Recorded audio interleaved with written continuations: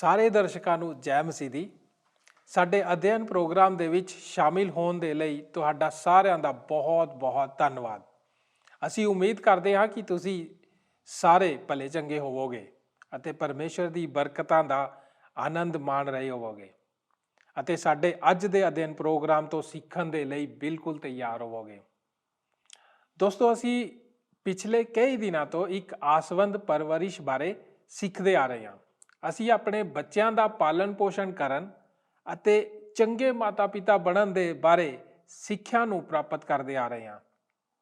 ਇਸ ਲੜੀਵਾਰ ਅਧਿਐਨ ਦੇ ਅਧੀਨ ਅਸੀਂ ਆਪਣੇ ਪਿਛਲੇ ਪ੍ਰੋਗਰਾਮ ਦੇ ਵਿੱਚ ਇੱਕ ਸਫਲ ਮਸੀਹੀ ਪਰਿਵਾਰ ਦੇ ਬਾਰੇ ਗੌਰ ਕਰ ਰਹੇ ਸੀ। ਅਸੀਂ ਮਸੀਹੀ ਵਿਅਕਤੀ ਦੀ ਸਫਲਤਾ ਦੇ ਭੇਤਾਂ ਨੂੰ ਜਾਣਿਆ। ਅਸੀਂ ਜਾਣਿਆ ਕਿ ਸਫਲ ਮਸੀਹੀ ਲੋਕ ਪਰਮੇਸ਼ਰ ਦੇ ਵਚਨ ਦਾ, ਨਿਯਮਾਂ ਅਤੇ ਸਿਧਾਂਤਾਂ ਦਾ ਬਿਲਕੁਲ ਸਹੀ ਪਾਲਣ ਕਰਦੇ ਹਨ। ਸਾਡੇ ਅੱਜ ਦੇ ਪ੍ਰੋਗਰਾਮ ਦੇ ਵਿੱਚ ਅਸੀਂ ਦਾਨੀਏਲ ਦੇ ਹੌਸਲੇ ਦੀ ਵਿਸ਼ੇਸ਼ਤਾਵਾਂ ਅਤੇ ਉਸਦੇ ਹੌਸਲੇ ਦਾ ਅਸਰ, ਉਸ ਦਾ ਅਧਿਐਨ ਕਰਾਂਗੇ। ਸਾਨੂੰ ਉਮੀਦ ਹੈ ਕਿ ਤੁਹਾਨੂੰ ਸਾਡਾ ਅੱਜ ਦਾ ਅਧਿਐਨ ਪਸੰਦ ਆਏਗਾ। ਅੱਜ ਦੇ ਪ੍ਰੋਗਰਾਮ ਦੀ ਰੂਪਰੇਖਾ ਇਸ ਤਰ੍ਹਾਂ ਹੋਵੇਗੀ। ਨੰਬਰ 1, ਦਾਨੀਏਲ ਦੇ ਹੌਸਲੇ ਦੀਆਂ ਵਿਸ਼ੇਸ਼ਤਾਵਾਂ। ਭਾਗ ਊੜਾ, ਉਹ ਸਮਝੌਤਾ ਨਾ ਕਰਨ ਵਾਲਾ ਸੀ। ਭਾਗ ਐੜਾ, ਉਸਨੇ ਆਪਣੇ ਦ੍ਰਿੜ ਨੇਚੇ ਦੇ ਦੁਆਰਾ ਪ੍ਰਗਟਾਵਾ ਕੀਤਾ। ਭਾਗ ਈੜੀ, ਉਸਨੇ ਦੂਸਰਿਆਂ ਦੇ ਪ੍ਰਤੀ ਆਪਣੀ ਇੱਜ਼ਤ ਨੂੰ ਬਰਕਰਾਰ ਰੱਖਿਆ। ਭਾਗ ਸੱਸਾ, ਉਸਨੇ ਆਪਣੇ ਨਾ ਡੋਲਣ ਵਾਲੇ ਵਿਸ਼ਵਾਸ ਨੂੰ ਪ੍ਰਗਟ ਕੀਤਾ ਸੀ। ਭਾਗ ਹਾਹਾ, ਉਸਨੇ ਨਿਰੰਤਰਤਾ ਬਣਾਈ ਰੱਖੀ ਸੀ। ਨੰਬਰ 2, ਦਾਨੀਏਲ ਦੇ ਹੌਸਲੇ ਦਾ ਅਸਰ। ਭਾਗ ਊੜਾ, ਉਸਨੇ ਰਾਜਿਆਂ ਨੂੰ ਪ੍ਰਭਾਵਿਤ ਕੀਤਾ ਸੀ। ਭਾਗ ਐੜਾ, ਉਸਨੇ ਆਪਣੇ ਸਾਥੀਆਂ ਨੂੰ ਪ੍ਰਭਾਵਿਤ ਕੀਤਾ ਸੀ। ਭਾਗ ਈੜੀ, ਉਸਨੇ ਬੰਦੀਆਂ ਨੂੰ ਪ੍ਰਭਾਵਿਤ ਕੀਤਾ ਸੀ। ਨੰਬਰ 3, ਇੱਕ ਦਾਨੀਏਲ ਨੂੰ ਤਿਆਰ ਕਰਨ ਦੇ ਨਿਯਮ। ਭਾਗ ਊੜਾ, ਉਸ ਨੂੰ ਉਸ ਦੀਆਂ ਚੋਣਾਂ ਦੇ ਮਹੱਤਵ ਨੂੰ ਸਮਝਣਾ ਸਿਖਾਓ। ਭਾਗ ਐੜਾ, ਉਸ ਨੂੰ ਇਸ ਤੋਂ ਪਹਿਲਾਂ ਕਿ ਉਹ ਆਪਣੀਆਂ ਚੋਣਾਂ ਦਾ ਸਾਹਮਣਾ ਕਰੇ, ਆਪਣੇ ਦ੍ਰਿੜ ਨਿਸ਼ਚੈ ਦੇ ਬਾਰੇ ਫੈਸਲਾ ਕਰਨਾ ਸਿਖਾਓ। ਭਾਗ ਈੜੀ, ਉਸ ਨੂੰ ਇਹ ਸਮਝਣਾ ਸਿਖਾਓ ਕਿ ਕਈ ਸਥਿਤੀਆਂ ਦੇ ਵਿੱਚ ਖਤਰਾ ਹੁੰਦਾ ਹੈ। ਭਾਗ ਸੱਸਾ, ਉਸ ਨੂੰ ਹਰ ਰੋਜ਼ ਪਰਮੇਸ਼ਰ ਉੱਤੇ ਨਿਰਭਰ ਹੋਣਾ ਸਿਖਾਓ। ਭਾਗ ਹਾਹਾ, ਉਸ ਨੂੰ ਇਹੋ ਜਿਹੇ ਦੋਸਤ ਉਸਾਰਨੇ ਸਿਖਾਓ ਜੋ ਉਸ ਦੇ ਨਾਲ ਜੁੜੇ ਰਹਿਣ। ਭਾਗ ਕੱਕਾ, ਉਸ ਨੂੰ ਆਪਣੇ ਫੈਸਲਿਆਂ ਦਾ ਐਲਾਨ ਉਤਸ਼ਾਹ ਜਾਂ ਹੌਸਲੇ ਨਾਲ ਕਰਨਾ ਸਿਖਾਓ। ਅਸੀਂ ਇਸ ਸੰਦੇਸ਼ ਦੇ ਮੁੱਖ ਭਾਗ ਵਿੱਚ ਆ ਰਹੇ ਹਾਂ। ਮੈਂ ਹੈਰਾਨ ਹੁੰਦਾ ਹਾਂ ਕਿ ਜੇਕਰ ਆਪ ਕਿਸੇ ਵੀ ਇਹੋ ਜਿਹੀ ਵਿਸ਼ੇਸ਼ਤਾ ਨੂੰ, ਜਿਸ ਨੂੰ ਆਪ ਜਾਣਦੇ ਹੋਵੋ, ਆਪਣੇ ਪੁੱਤਰ ਤੱਕ ਪਹੁੰਚਾ ਸਕਦੇ ਹੋ, ਤਦ ਇਹ ਕੀ ਹੋਵੇਗਾ। ਮੈਂ ਫਰਜ਼ ਕਰਦਾ ਹਾਂ ਕਿ ਸਾਡੇ ਵਿੱਚੋਂ ਕੁਝ ਕੁ ਲਈ ਸਾਡੇ ਦੇਸ਼ ਵਿੱਚ ਪਿਛਲੇ ਕੁਝ ਕੁ ਦਿਨਾਂ ਤੋਂ ਹੁਣੇ ਜੋ ਕੁਝ ਵਰਪਿਆ ਹੈ, ਉਸ ਦੀ ਰੋਸ਼ਨੀ ਵਿੱਚ ਹੋ ਸਕਦਾ ਹੈ। ਅਸੀਂ ਸੋਚੀਏ, ਇਮਾਨਦਾਰੀ ਜਾਂ ਪਵਿੱਤਰਤਾਈ ਦੀ ਵਿਸ਼ੇਸ਼ਤਾ ਦੇ ਬਾਰੇ ਸੋਚਦੇ ਹੋਈਏ।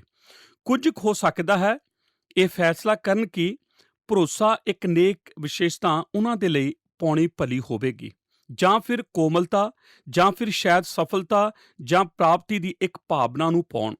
ਮੈਂ ਅੱਜ ਤੁਹਾਨੂੰ ਇਹ ਤਜੀਬ ਦੇਣ ਦੀ ਖੁਆਇਸ਼ ਰੱਖਦਾ ਹਾਂ ਕਿ ਇੱਕ ਵਿਸ਼ੇਸ਼ਤਾ ਹੈ ਜੋ ਕਿ ਬਹੁਤ ਹੀ ਜ਼ਿਆਦਾ ਮੁੱਖ ਹੈ ਅਤੇ ਇਹ ਉਹਨਾਂ ਵਿੱਚੋਂ ਸਾਰਿਆਂ ਦੇ ਵਿੱਚ ਸ਼ਾਮਲ ਹੈ ਜੋ ਕਿ ਇਸ ਭਾਵਨਾ ਨਾਲ ਇਸ ਦੇ ਅਧੀਨ ਹੈ, ਅਤੇ ਉਹ ਵਿਸ਼ੇਸ਼ਤਾ ਹੌਸਲੇ ਦੀ ਹੈ।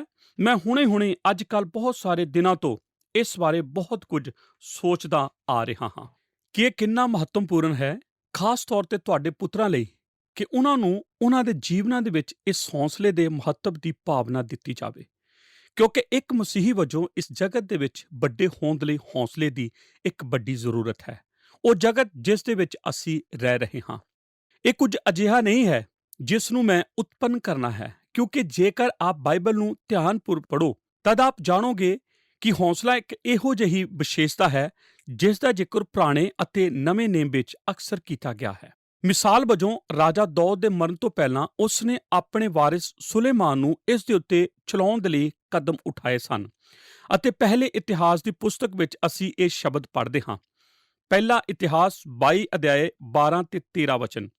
ਨਿਰੀ ਯਹੋਵਾ ਤੈਨੂੰ ਬੁੱਧ ਅਤੇ ਸਮਝ ਦੇਵੇ ਅਤੇ ਇਜ਼ਰਾਈਲ ਦੇ ਲਈ ਤੈਨੂੰ ਖਾਸ ਆਗਿਆ ਦੇਵੇ, ਤਾਂ ਤੂੰ ਯਹੋਵਾ ਆਪਣੇ ਪਰਮੇਸ਼ਰ ਦੀ ਬਵਿਸਥਾ ਦੀ ਪਾਲਣਾ ਕਰੇ, ਤਾਂ ਤੂੰ ਭਾਗਵਾਨ ਹੋਵੇਗਾ ਜੇ ਤੂੰ ਉਹਨਾਂ ਵਿਧੀਆਂ ਅਤੇ ਬਵਿਸਥਾ ਉੱਤੇ ਵਰਤਾਰਾ ਕਰੇਗਾ ਜਿਹੜੀਆਂ ਯਹੋਵਾ ਨੇ ਇਜ਼ਰਾਈਲ ਦੇ ਲਈ ਮੂਸਾ ਨੂੰ ਆਗਿਆ ਦਿੱਤੀਆਂ ਸਨ। ਤਕੜਾ ਹੋ ਔਰ ਉਤਸ਼ਾਹ ਰੱਖ, ਡਰ ਨਹੀਂ ਔਰ ਨਾ ਘਬਰਾ। ਇਹ ਦਾਊਦ ਦੇ ਸ਼ਬਦ ਸੁਲੇਮਾਨ ਦੇ ਬਾਰੇ ਸਨ, ਅਤੇ ਇਹ ਤਾਂ ਕੁਝ ਕੁ ਅਧਿਆਏ ਇਸ ਪੁਸਤਕ ਦੇ ਆਖਰ ਵਿੱਚ ਸਨ ਜੋ ਕਿ ਅਸੀਂ ਦਾਊਦ ਦੇ ਬਾਰੇ ਉਸ ਦੇ ਆਖਰੀ ਸਾਹ ਲੈਣ ਤੋਂ ਪਹਿਲਾਂ ਦੇ ਸਨ, ਜੋ ਉਸਨੇ ਆਪਣੇ ਪੁੱਤਰ ਸੁਲੇਮਾਨ ਨੂੰ ਆਖੇ ਸਨ। ਜ਼ਰਮੀਆ ਨਬੀ ਨੇ ਆਪਣੇ ਲੋਕਾਂ ਨੂੰ ਪ੍ਰਭੂ ਦੇ ਵਚਨਾਂ ਦੇ ਰਾਹੀਂ ਇਸ ਤਰ੍ਹਾਂ ਆਖਿਆ ਸੀ। ਜ਼ਰਮੀਆ 30:10 ਵਚਨ, ਹੇ ਯਾਕੂਬ ਮੇਰੇ ਟਹਿਲੂਓ, ਤੂੰ ਨਾ ਡਰ, ਯਹੋਵਾ ਦਾ ਬਾਗ ਹੈ। ਹੇ ਇਜ਼ਰਾਈਲ, ਤੂੰ ਨਾ ਡਰ, ਘਬਰਾ ਕਿਉਂ ਜੋ ਵੇਖ, ਮੈਂ ਤੈਨੂੰ ਦੂਰ ਤੋਂ ਬਚਾਵਾਂਗਾ ਅਤੇ ਤੇਰੀ ਨਸਲ ਨੂੰ ਉਹਨਾਂ ਦੀ ਅਸੀਰੀ ਤੋਂ ਦੇਸ਼ ਤੋਂ। ਯਾਕੂਬ ਮੁੜੇਗਾ ਅਤੇ ਚੈਨ ਤੇ ਆਰਾਮ ਕਰੇਗਾ ਅਤੇ ਉਹਨੂੰ ਕੋਈ ਨਾ ਡਰ ਹੋਵੇਗਾ। ਇੱਥੇ ਆਖਦਾ ਹੈ, ਹੇ ਯਾਕੂਬ ਨਾ ਡਰ। ਹੇ ਯਾਕੂਬ ਮੇਰਾ ਦਾਸ, ਪ੍ਰਭੂ ਆਖਦਾ ਹੈ ਨਾ ਡਰ, ਕਿਉਂਕਿ ਮੈਂ ਤੇਰੇ ਨਾਲ ਹਾਂ। ਅਤੇ ਦਾਨੀਏਲ ਨਬੀ ਦੀ ਪੁਸਤਕ ਦੇ ਵਿੱਚ, ਜਿਸ ਦੇ ਵੱਲ ਅਸੀਂ ਇੱਕ ਪਲ ਬਾਅਦ ਮੁੜਨ ਵਾਲੇ ਹਾਂ, ਇੱਥੋਂ ਤੱਕ ਕਿ ਦਾਨੀਏਲ ਨਬੀ, ਜੋ ਪੁਰਾਣੇ ਨੇਮ ਵਿੱਚ ਸਭ ਤੋਂ ਬਹਾਦਰ ਮਨੁੱਖਾਂ ਦੇ ਵਿੱਚੋਂ ਇੱਕ ਸੀ, ਉਸ ਨੂੰ ਵੀ ਹੌਸਲਾ ਦਿੱਤਾ ਜਾਣ ਦੀ ਜ਼ਰੂਰਤ ਸੀ। ਦਾਨੀਏਲ ਨਬੀ ਦੀ ਪੁਸਤਕ 10 ਅਧਿਆਏ ਉਸ ਦੀ 19 ਐਤ ਦੇ ਵਚਨ ਹਨ। ਅਸੀਂ ਇਸ ਤਰ੍ਹਾਂ ਪੜ੍ਹਦੇ ਹਾਂ, ਅਤੇ ਉਹ ਬੋਲਿਆ, ਹੇ ਅਤਿ ਪਿਆਰੇ ਮਨੁੱਖ ਨਾ ਡਰ, ਤੈਨੂੰ ਸੁਖ ਸਾਧ ਹੋਵੇ, ਜ਼ੋਰ ਫੜ, ਹੇ ਬਲਵਾਨ ਹੋ। ਅਤੇ ਜਦੋਂ ਉਸ ਨੇ ਮੈਨੂੰ ਇਹ ਆਖਿਆ, ਮੈਂ ਜ਼ੋਰ ਪਾਇਆ ਔਰ ਬੋਲਿਆ, ਹੇ ਮੇਰੇ ਸੁਆਮੀ ਹੁਣ ਦੱਸ, ਕਿਉਂ ਜੋ ਤੈਂ ਹੀ ਮੈਨੂੰ ਜ਼ੋਰ ਦਿੱਤਾ ਹੈ। ਅਤੇ ਇਹ ਸਿਰਫ ਪੁਰਾਣੇ ਨੇਮ ਵਿੱਚ ਹੀ ਨਹੀਂ, ਅਸੀਂ ਇਹ ਨਵੇਂ ਨੇਮ ਵਿੱਚ ਵੀ ਪਾਉਂਦੇ ਹਾਂ, ਜੋ ਕਿ ਹੌਸਲੇ ਦੀ ਅਦਭੁਤ ਵਿਸ਼ੇਸ਼ਤਾ ਹੈ। ਉਸ ਨੂੰ ਇੱਕੋ ਇੱਕ ਤੋਂ ਦੂਸਰੇ ਤੱਕ ਪਹੁੰਚਾਉਣ ਦੇ ਬਾਰੇ ਅਸੀਂ ਵੇਖਦੇ ਹਾਂ। ਜਦੋਂ ਪ੍ਰਭੂ ਯਿਸੂ ਮਸੀਹ ਰੂਪਤੰਤਰ ਦੇ ਪਹਾੜ ਉੱਤੇ ਸਨ, ਤਦ ਉਸ ਨੇ ਮੱਤੀ ਦੀ ਅੰਜੀਲ 17 ਅਧਿਆਏ ਵਿੱਚ ਆਪਣੇ ਮੁੱਖ 3 ਚੇਲਿਆਂ ਨੂੰ ਆਖਿਆ ਸੀ, ਉਠੋ ਅਤੇ ਡਰੋ ਨਾ। ਮੱਤੀ ਦੀ ਅੰਜੀਲ 28 ਅਧਿਆਏ 10 ਐਤ ਦੇ ਵਿੱਚ ਉਸ ਨੇ ਇਸ ਸੰਦੇਸ਼ ਨੂੰ ਆਪਣੇ ਸਾਰੇ ਚੇਲਿਆਂ ਦੇ ਲਈ ਉਸ ਦੇ ਦੁਆਰਾ ਜੀ ਉੱਠਣ ਤੋਂ ਬਾਅਦ ਦੁਹਰਾਇਆ ਸੀ, ਡਰੋ ਨਹੀਂ। ਸਾਡੇ ਪ੍ਰਭੂ ਦੇ ਜਨਮ ਦੇ ਸਾਰੇ ਕਰੀਬ ਦ੍ਰਿਸ਼ਟਾਂਤਾਂ ਦੇ ਵਿੱਚ ਅਸੀਂ ਇਸੇ ਨੂੰ ਬਾਰ-ਬਾਰ ਪੜ੍ਹਦੇ ਹਾਂ, ਡਰੋ ਨਹੀਂ, ਹੌਸਲਾ ਰੱਖੋ। ਰਸੂਲਾਂ ਦੇ ਕਿਤਾਬ 23 ਅਧਿਆਏ ਉਸ ਦੀ 11 ਐਤ ਵਿੱਚ ਅਸੀਂ ਪ੍ਰਭੂ ਦੇ ਬਾਰੇ ਪਲੂਸ ਨਾਲ ਗੱਲ ਕਰਦੇ ਹਾਂ ਅਤੇ ਉਸ ਨੂੰ ਇਸ ਤਰ੍ਹਾਂ ਆਖਦਿਆਂ ਸੁਣਦੇ ਹਾਂ।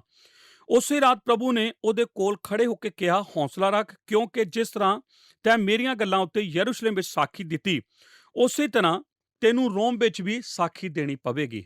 ਬਾਈਬਲ ਵਿੱਚ ਬਾਰ-ਬਾਰ, ਅਤੇ ਮੈਂ ਤਾਂ ਉਹਨਾਂ ਵਿੱਚੋਂ ਕੁਝ ਹਵਾਲੇ ਨੂੰ ਹੀ ਦੱਸਿਆ ਹੈ, ਇੱਥੇ ਇਹ ਸੰਦੇਸ਼ ਪਾਇਆ ਜਾਂਦਾ ਹੈ, ਹੌਸਲਾ ਰੱਖੋ, ਨਿਰਾਸ਼ ਨਾ ਹੋਵੋ, ਡਰੋ ਨਾ, ਤਕੜੇ ਹੋਵੋ ਅਤੇ ਹੌਸਲਾ ਰੱਖੋ।